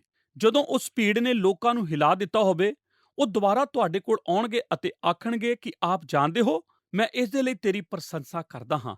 ਮੈਂ ਤੁਹਾਡੇ ਇਸ ਫੈਸਲੇ ਲਈ ਤੁਹਾਡੀ ਵਡਿਆਈ ਕਰਦਾ ਹਾਂ। ਭਾਗ ਈੜੀ। ਉਸ ਨੇ ਦੂਸਰੇ ਗੁਲਾਮਾਂ ਨੂੰ ਪ੍ਰਭਾਵਿਤ ਕੀਤਾ ਸੀ ਅਤੇ ਫਿਰ ਦਾਨੀਏਲ ਨੇ ਦੂਸਰੇ ਗੁਲਾਮਾਂ ਨੂੰ ਪ੍ਰਭਾਵਿਤ ਕੀਤਾ ਸੀ। ਕੀ ਆਪ ਜਾਣਦੇ ਹੋ ਕਿ ਦਾਨੀਏਲ ਇੱਕੋ ਇੱਕ ਆਗੂ ਰਿਹਾ ਸੀ ਜੋ ਕਿ ਇਕਸਰਤਾ ਰੱਖਦਾ ਸੀ? ਸ਼ਾਇਦ ਹਿਸਕੀਲ ਤੋਂ ਇਲਾਵਾ ਥੋੜੇ ਜਿਹੇ ਸਮੇਂ ਦੇ ਲਈ ਇਸ 70 ਸਾਲਾਂ ਦੀ ਸਮੁੱਚੀ ਗੁਲਾਮੀ ਦੇ ਦੌਰਾਨ ਉਹ ਇੱਕ 14 ਸਾਲ ਦੀ ਉਮਰ ਦੇ ਲੜਕੇ ਵਜੋਂ ਗਿਆ ਸੀ ਅਤੇ ਉਹ ਗੁਲਾਮੀ ਦੇ ਰਾਜ ਦੇ ਅਧੀਨ ਆਪਣੀ ਸਾਰੀ ਉਮਰ ਵਿੱਚ ਉਦੋਂ ਤੱਕ ਰਿਹਾ ਜਦੋਂ ਤੱਕ ਉਹ ਇੱਕ ਬਜ਼ੁਰਗ ਮਨੁੱਖ ਨਹੀਂ ਸੀ ਹੋ ਗਿਆ ਅਤੇ ਉਹ ਇਕਸਰਤਾ ਰੱਖਣ ਵਾਲਾ ਆਗੂ ਸੀ। ਅਤੇ ਇਹ ਦਾਨੀਏਲ ਦੇ ਲਈ ਇੱਕ ਖਾਸ ਨਾਮ ਉਹਨਾਂ ਨੂੰ ਦਿੱਤਾ ਸੀ। ਇਹ ਲੋਕ ਜੋ ਬਾਬਲ ਵਿੱਚ ਗੁਲਾਮ ਸਨ, ਆਪ ਜਾਣਦੇ ਹੋ ਕਿ ਉਹਨਾਂ ਨੇ ਉਸ ਨੂੰ ਕੀ ਆਖਿਆ ਸੀ? ਉਹ ਉਸ ਨੂੰ ਹੇ ਦਾਨੀਏਲ ਅਤ ਪਿਆਰੇ ਮਨੁੱਖ ਕਰਕੇ ਆਖਦੇ ਸਨ। ਇਸ ਦਾ ਜ਼ਿਕਰ ਦਾਨੀਏਲ ਦੀ ਪੁਸਤਕ ਵਿੱਚ 3 ਵਾਰ ਪਾਇਆ ਜਾਂਦਾ ਹੈ। ਤੂੰ ਹੀ ਇੱਕੋ ਇੱਕ ਵਿਅਕਤੀ ਹੈ ਜਿਸ ਬਾਰੇ ਮੈਂ ਜਾਣਦਾ ਹਾਂ, ਜਿਸ ਨੂੰ ਬਾਈਬਲ ਵਿੱਚ ਇਸ ਤਰ੍ਹਾਂ ਜਿਸ ਦਾ ਜ਼ਿਕਰ ਕੀਤਾ ਗਿਆ ਹੈ। ਸਭ ਤੋਂ ਨਜ਼ਦੀਕੀ ਗੱਲ ਜੋ ਉਸ ਦੇ ਕੋਲ ਆਉਂਦੀ ਹੈ ਉਹ ਹੈ ਕਿ ਅਸੀਂ ਪ੍ਰਭੂ ਯਿਸੂ ਦਾ ਕਿਸ ਤਰ੍ਹਾਂ ਜ਼ਿਕਰ ਕਰਦੇ ਹਾਂ। ਪਰ ਦਾਨੀਏਲ ਇੱਕ ਇਹੋ ਜਿਹਾ ਮਨੁੱਖ ਸੀ ਜੋ ਉਸ ਦੇ ਲੋਕਾਂ ਦੁਆਰਾ ਜਿਸ ਨੂੰ ਪਿਆਰ ਕੀਤਾ ਜਾਂਦਾ ਸੀ, ਉਸ ਦੇ ਹੌਸਲੇ ਅਤੇ ਸ਼ਕਤੀ ਦੇ ਕਰਕੇ ਉਹ ਗੁਲਾਮੀ ਦੇ ਦੌਰਾਨ ਆਪਣੇ ਲੋਕਾਂ ਦਾ ਆਗੂ ਬਣ ਗਿਆ ਸੀ। ਨੰਬਰ 3, ਇੱਕ ਦਾਨੀਏਲ ਨੂੰ ਤਿਆਰ ਕਰਨ ਦੇ ਨਿਯਮ। ਜੀ ਹਾਂ, ਇਹ ਤਾਂ ਇੱਕ ਮਹਾਨ ਕੰਮ ਹੈ। ਕੀ ਇਹ ਇਸ ਤਰ੍ਹਾਂ ਨਹੀਂ ਹੈ?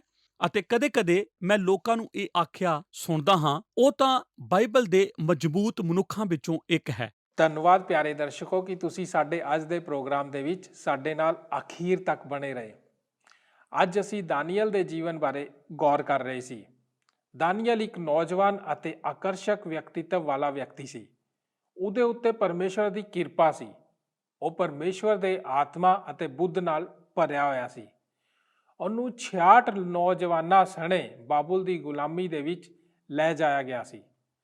ਅਸੀਂ ਜਾਣਿਆ ਕਿ ਦਾਨੀਅਲ ਨੇ ਗੁਲਾਮ ਹੁੰਦੇ ਹੋਏ ਵੀ ਬੜੇ ਹੌਸਲੇ ਦੇ ਨਾਲ ਕੰਮ ਲਿਆ ਅਤੇ ਪਰਮੇਸ਼ਵਰ ਦੇ ਪ੍ਰਤੀ ਵਫਾਦਾਰ ਰਿਹਾ। ਅਸੀਂ ਉਹਦੇ ਹੌਸਲੇ ਦੀਆਂ ਕੁਝ ਵਿਸ਼ੇਸ਼ਤਾਵਾਂ ਦੇ ਉੱਤੇ ਗੌਰ ਕੀਤਾ। ਅਸੀਂ ਜਾਣਿਆ ਕਿ ਉਹ ਸਮਝੌਤਾ ਕਰਨ ਵਾਲਾ ਨਹੀਂ ਸੀ। ਉਹਦੇ ਸਾਹਮਣੇ ਬਾਬੁਲ ਦੇ ਰਾਜੇ ਨੇ ਬਹੁਤ ਅਜਿਹੇ ਮੌਕੇ ਰੱਖੇ ਕਿ ਉਹ ਉਹਨਾਂ ਨੂੰ ਹਾਸਿਲ ਕਰਕੇ ਬਾਬਲ ਦੇ ਵਿੱਚ ਇੱਕ ਉੱਚੇ ਅਹੁਦੇ ਤੱਕ ਜਾ ਸਕਦਾ ਸੀ। ਦਾਨੀਅਲ ਦੇ ਇਸ ਹੌਸਲੇ ਦਾ ਬਹੁਤ ਸਾਰੇ ਲੋਕਾਂ ਦੇ ਉੱਤੇ ਅਸਰ ਪਿਆ। ਉਹਨੇ ਰਾਜਿਆਂ ਨੂੰ ਪ੍ਰਭਾਵਿਤ ਕੀਤਾ, ਉਹਨੇ ਆਪਣੇ ਸਾਥੀਆਂ ਨੂੰ ਪ੍ਰਭਾਵਿਤ ਕੀਤਾ। ਉਹਦਾ ਪ੍ਰਭਾਵ ਜੇਲ੍ਹ ਦੇ ਵਿੱਚ ਉਹਦੇ ਸਾਥੀ ਕੈਦੀਆਂ ਦੇ ਉੱਤੇ ਵੀ ਸੀ। ਹੌਸਲੇ ਦੇ ਇਸੇ ਪ੍ਰਭਾਵ ਕਰਕੇ ਉਸਦੇ ਸਾਥੀ ਉਹਨੂੰ ਹੇ ਦਾਨੀਅਲ, ਸਾਡੇ ਅਤ ਪਿਆਰੇ ਮਿੱਤਰ ਕਰਕੇ ਉਸਨੂੰ ਬੁਲਾਉਂਦੇ ਸੀ। ਦੋਸਤੋ, ਦਾਨੀਅਲ ਦੇ ਕੋਲ ਇੰਨਾ ਮਜ਼ਬੂਤ ਹੌਸਲਾ ਕਿੱਥੋਂ ਆਇਆ? ਉਹਦੇ ਵਿਸ਼ਵਾਸ ਦੇ ਵਿੱਚ ਇੰਨੀ ਦ੍ਰਿੜਤਾ ਕਿਵੇਂ ਸੀ? ਬੇਸ਼ੱਕ ਉਹਨੂੰ ਹੌਸਲਾ ਪਰਮੇਸ਼ਰ ਦੀ ਬਾਣੀ ਤੋਂ ਹੀ ਮਿਲਿਆ ਸੀ, ਪਰ ਕਿਵੇਂ? ਦੋਸਤੋ, ਮੈਂ ਵਿਸ਼ਵਾਸ ਕਰਦਾ ਹਾਂ ਕਿ ਵਿਸ਼ਵਾਸ ਦੀ ਇਹ ਸਿੱਖਿਆ ਉਹਨੂੰ ਉਹਦੇ ਮਾਤਾ ਪਿਤਾ ਤੋਂ ਹੀ ਮਿਲੀ ਹੋਏਗੀ। ਧੰਨ ਹਨ ਉਹਦੇ ਮਾਤਾ ਪਿਤਾ ਜਿਨ੍ਹਾਂ ਨੇ ਆਪਣੇ ਵਿਸ਼ਵਾਸ ਨੂੰ ਦਾਨੀਅਲ ਦੇ ਅੰਦਰ ਉੰਡੇਲ ਦਿੱਤਾ। ਦੋਸਤੋ, ਮੈਂ ਵਿਸ਼ਵਾਸ ਕਰਦਾ ਹਾਂ ਕਿ ਦਾਨੀਅਲ ਦੀ ਇਸ ਕਹਾਣੀ ਨੇ ਸਾਨੂੰ ਸਾਰਿਆਂ ਨੂੰ ਪ੍ਰੇਰਿਤ ਕੀਤਾ ਹੋਏਗਾ ਕਿ ਅਸੀਂ ਵੀ ਆਪਣੇ ਬੱਚਿਆਂ ਨੂੰ ਦਾਨੀਅਲ ਵਾਂਗ ਬਣਾਈਏ। ਆਓ ਪ੍ਰਾਰਥਨਾ ਕਰਦੇ ਹਾਂ। ਸਾਡੇ ਅਨੁਗ੍ਰਹਕਾਰੀ ਦਿਆਲੂ ਪਰਮੇਸ਼ਰ ਪ੍ਰਭੂ ਯਿਸੂ ਮਸੀਹ ਜੀ ਦੇ ਨਾਂ 'ਚ ਤੁਹਾਡਾ ਧੰਨਵਾਦ ਕਰਦੇ ਪ੍ਰਭੂ ਕਿ ਤੁਸੀਂ ਮਹਾਨ ਸਾਮਰਥੀ ਦਇਆ ਦੇ ਧਨੀ ਹੋ ਪਿਤਾ। ਪ੍ਰਭੂ ਜੀ, ਤੁਸੀਂ ਅੱਜ ਦੇ ਵਚਨ ਦੇ ਦੁਆਰਾ ਸਾਡੇ ਨਾਲ ਗੱਲਬਾਤ ਕੀਤੀ ਔਰ ਸਾਨੂੰ ਸਿਖਾਇਆ ਕਿ ਅਸੀਂ ਵਿਪਰੀਤ ਪਰਿਸਥਿਤੀਆਂ ਦੇ ਵਿੱਚ ਵੀ ਤੁਹਾਡੀ ਮਹਿਮਾ ਕਰਦੇ ਹੋਏ ਉੱਚੇ ਸਥਾਨ ਤੱਕ ਜਾ ਸਕਦੇ ਹਾਂ। ਪਿਤਾ ਪਰਮੇਸ਼ਰ, ਅੱਜ ਤੁਹਾਡੇ ਵਚਨ ਤੋਂ ਅਸੀਂ ਇੱਕ ਜਵਾਨ ਮਨੁੱਖ ਬਾਰੇ ਜੋ ਕਿ ਤੇਰਾ ਪਿਆਰਾ ਸੀ ਪ੍ਰਭੂ, ਤੁਹਾਡਾ ਨਬੀ ਸੀ, ਉਸ ਦੇ ਬਾਰੇ ਸਿੱਖਿਆ ਕਿ ਦਾਨੀਅਲ ਨੇ ਕਿਸ ਤਰ੍ਹਾਂ ਆਪਣੀ ਵਿਪਰੀਤ ਪਰਿਸਥਿਤੀਆਂ ਦੇ ਵਿੱਚ ਵੀ ਤੁਹਾਡੇ ਉੱਤੇ ਭਰੋਸਾ ਕਰਨਾ ਨਾ ਛੱਡਿਆ ਔਰ ਆਪਣੇ ਵਿਸ਼ਵਾਸ ਨੂੰ ਨਾ ਡੋਲਣ ਦਿੱਤਾ। ਪ੍ਰਭੂ ਜੀ, ਅਸੀਂ ਵਿਸ਼ਵਾਸ ਕਰਦੇ ਹਾਂ ਕਿ ਇਹ ਦਿਲਚਸਪ ਕਹਾਣੀ ਤੋਂ ਸਾਨੂੰ ਸਾਰਿਆਂ ਨੂੰ ਬੜੀ ਬਰਕਤ ਮਿਲੀ ਹੋਏਗੀ। ਮੈਂ ਪ੍ਰਾਰਥਨਾ ਕਰਦਾ ਪ੍ਰਭੂ, ਅੱਜ ਦੇ ਵਚਨ ਜਿਹੜੇ ਕਿ ਪ੍ਰਭੂ ਜੀ ਸਾਨੂੰ ਤੁਹਾਡੇ ਵਿੱਚ ਮਜ਼ਬੂਤ ਬਣਾਉਣ 'ਚ ਬਹੁਤ ਸਹਾਇਕ ਹਨ, ਪ੍ਰਭੂ ਜੀ ਸਾਡੇ ਦਿਲਾਂ ਵਿੱਚ ਨਕਸ਼ ਹੋ ਜਾਣ। ਪਿਆਰੇ ਪਿਤਾ ਪਰਮੇਸ਼ਰ, ਆਪਣੇ ਵਚਨ ਦੇ ਦੁਆਰਾ ਸਾਨੂੰ ਬੜੀ ਆਸ਼ੀਸ਼ ਔਰ ਬਰਕਤ ਦਿਓ। ਅਸੀਂ ਤੁਹਾਡੇ ਅੱਗੇ ਪ੍ਰਾਰਥਨਾ ਕਰਦੇ ਹਾਂ ਕਿ ਸਾਨੂੰ ਆਪਣੇ ਵਚਨ 'ਚ ਵਧਣ ਦੇ ਵਿੱਚ ਹੋਰ ਜ਼ਿਆਦਾ ਤਾਕਤ ਬਖਸ਼ੋ। ਸਾਡੀ ਇਸ ਪ੍ਰਾਰਥਨਾ ਨੂੰ ਸੁਣ ਲਓ। ਤੁਹਾਡੇ ਬੇਟੇ ਆਪਣੇ ਉद्धारकर्ता ਯਿਸੂ ਨਾਸਰੀ ਜੀ ਦੇ ਨਾਂ 'ਚ ਮੰਗਦੇ ਹਾਂ, ਆਮੀਨ। ਦੋਸਤੋ, ਦਾਨੀਅਲ ਦੇ ਜੀਵਨ ਉੱਤੇ ਸਾਡਾ ਅਧਿਐਨ ਸਾਡੇ ਅਗਲੇ ਪ੍ਰੋਗਰਾਮ ਦੇ ਵਿੱਚ ਵੀ ਜਾਰੀ ਰਹੇਗਾ। ਇਸ ਲਈ ਅਗਲੇ ਪ੍ਰੋਗਰਾਮ ਦੇ ਵਿੱਚ ਸ਼ਾਮਿਲ ਹੋਣਾ ਨਾ ਭੁੱਲਣਾ। ਹੁਣ ਸਾਨੂੰ ਇਜਾਜ਼ਤ ਦਿਓ, ਅਗਲੇ ਪ੍ਰੋਗਰਾਮ ਦੇ ਵਿੱਚ ਫੇਰ ਮਿਲਦੇ ਹਾਂ। ਸਾਰਿਆਂ ਨੂੰ ਜੈ ਮਸੀਹ ਦੀ। ਰੱਬ ਤੁਹਾਨੂੰ ਸਾਰਿਆਂ ਨੂੰ ਬਹੁਤ ਬਹੁਤ ਬਰਕਤ ਦੇਵੇ। ਕੀ ਤੁਹਾਨੂੰ ਇਹ ਪ੍ਰੋਗਰਾਮ ਪਸੰਦ ਆਇਆ? ਹੁਣੇ ਸਾਨੂੰ ਇੱਕ ਮਿਸ ਕਾਲ ਦਿਓ ਤੇ ਤੁਸੀਂ ਅਗਲੇ ਜੇਤੂ ਹੋ ਸਕਦੇ ਹੋ।